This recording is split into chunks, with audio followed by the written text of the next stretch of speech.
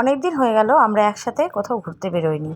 আর যেহেতু আজকে খুব গরম পড়েছিল, আজ হলো গিয়ে শনিবার, আর শনিবার এখন বাজে সন্ধ্যে 7:30। আর শনি রবিবার আমার মেয়ের পড়া থাকে না, আর ছেলে স্যার এসেছিলো কিন্তু পড়িয়ে চলে গেছে। বিশেষ করে আমার ছেলেটাকে সাথে নিয়ে বেরোনোও হয় না, বের হওয়াই হয় না, কেননা ওর রোজই পড়া থাকে। আর প্রতিদিনই সন্ধ্যাবেলা রাত্রিবেলা ওর পড়া থাকে। আর ও বেরোতেও চায় না, একদমই বেরোতে চায় না। ও যত ঘরে থাকবে ওর তত ভালো, এই রকম ব্যাপার। তো আজ আর ওকে ছাড়িনি, আমি বললাম না চল একসাথে যাই, অনেকদিন ধরে কোথাও ঘুরতে যাই না একসাথে। আর কোথাও ঘুরতে যাওয়া মানে কি, বাড়ির কাছে এই পার্ক ছাড়া আর কোথায় বা যাবো। আর আলিপুরদুয়ার শহরের মধ্যে আর কোনো সেরকম পার্ক নেই। তবে এই পার্কটা ছোটোখাটো হলেও পার্কটায় প্রাণ আছে, ভালো লাগে, খারাপ লাগে না। তো এখানে কয়েকটাই রাইড আছে, কিছুই নেই সেরকম দেখার। তবু বাচ্চারা কোথায় আর যাবে এই একটা জায়গা ছাড়া। আমাদের যেমন আমার শ্বশুরবাড়ি বালুরঘাটে যেরকম 3টে পার্ক আছে, আর প্রতিটা পার্ক বড় বড়, আর এখানে সেরকম পার্ক নেই। এটাই একটা মুশকিল। এখানে ঘুরতে যাওয়ার অনেক জায়গা আছে, কিন্তু সেভাবে পরিকল্পনা ছাড়া তো হঠাৎ করে ঘুরতে চলে যাওয়া যায় না।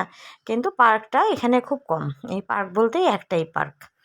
তো তারপরে ও তো এসে খুবই খুশি আজকে, যেহেতু আমরা সবাই মিলে বেরিয়েছি। যেহেতু ওর দাভাই বেরোয় না ওর সাথে, খুব কম, যেন আজকে ও প্রচণ্ড খুশি। আর এটাতে উঠেই ওর ঠান্ডা লেগে গেছিলো। মাঝখানে দুদিন আমি ভিডিও দিতে পারিনি, কারণ আমার মেয়ের একটু ঠান্ডা লেগে গেছিলো, গলা ব্যথা করছিল। আর বেরোলেও পার্কে আসতে চাই বলে আমি বেরোতে চাই না, দুদিন বেরোতে চাই না। আর এছাড়া আর কি করব, ঘুরতে যাওয়ার জায়গা বলতে একটাই পার্ক। তো এখানে এসে চড়ছে, ওর যতগুলো চড়ার যেগুলোকে উঠতে হবে ওঠে, সেগুলো ও উঠবেই, না বললেও হবে না। আর এটাতে উঠলে, মিকি মাউসে উঠলে প্রচণ্ড ঘেমে যায়, কিন্তু তাও উঠবে। আর অনেকক্ষণ ধরে খেলে যাচ্ছিলো, যেহেতু মিকি মাউসে মাত্র 3টে বাচ্চাই ছিল আজকে, সেজন্য আমিও কিছু বলছিলাম না, না ঘুরুক।